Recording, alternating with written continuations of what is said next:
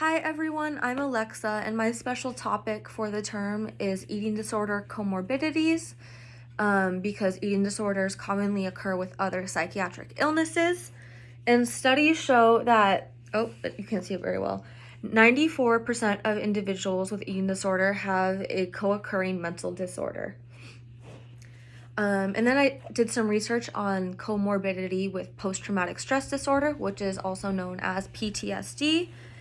In a study by Montenito affiliates show that 45% of individuals with an eating disorder who are in residential treatment have a PTSD diagnosis, whereas 55% do not.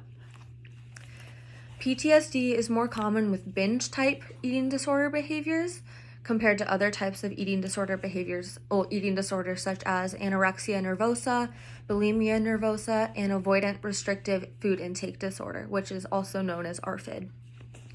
People with PTSD are more likely to display a greater range of eating disorder symptoms, and studies show that individuals diagnosed with both an eating disorder and PTSD have more complex presentations and are at a higher risk of binge purge behaviors.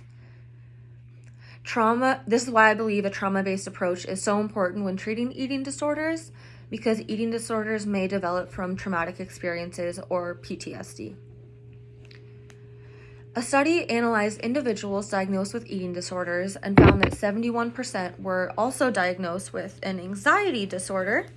So I have here, you can't see it very well, but this is anorexia. 45 to 51% of individuals with anorexia also have an anxiety diagnosis, whereas 31 to 65% of individuals with bulimia have an anxiety diagnosis, and 54 to 81 of individuals with binge-type eating disorder have an anxiety diagnosis.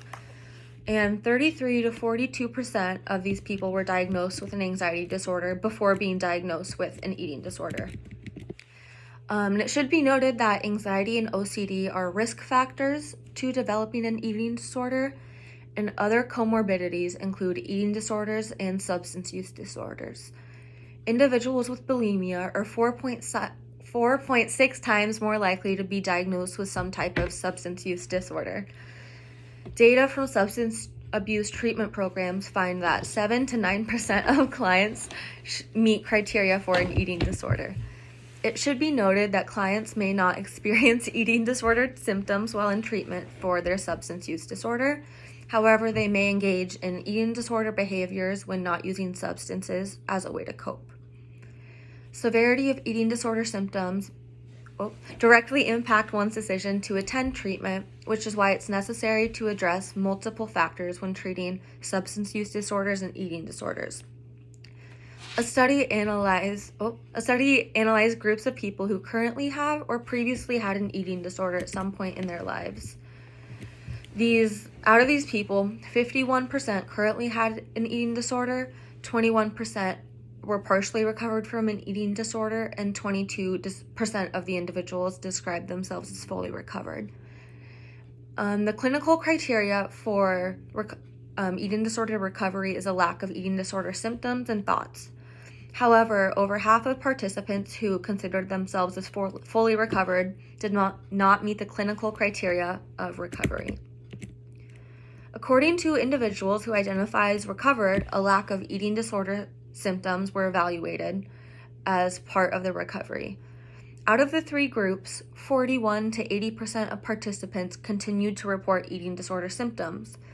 After 2 years, 49 to 97% of participants continued to display and report eating disorder symptoms. However, between the partially recovered group and the fully recovered group, there was no significant difference between the psychiatric comorbidity, quality of life, and social and societal participation. With this being said, an absence of eating disorder symptoms is not necessary in order to achieve recovery. This is why I believe that when treating an eating disorder, it is so important to understand what factors led to the disordered eating and to include treatment of other comorbid disorders as well.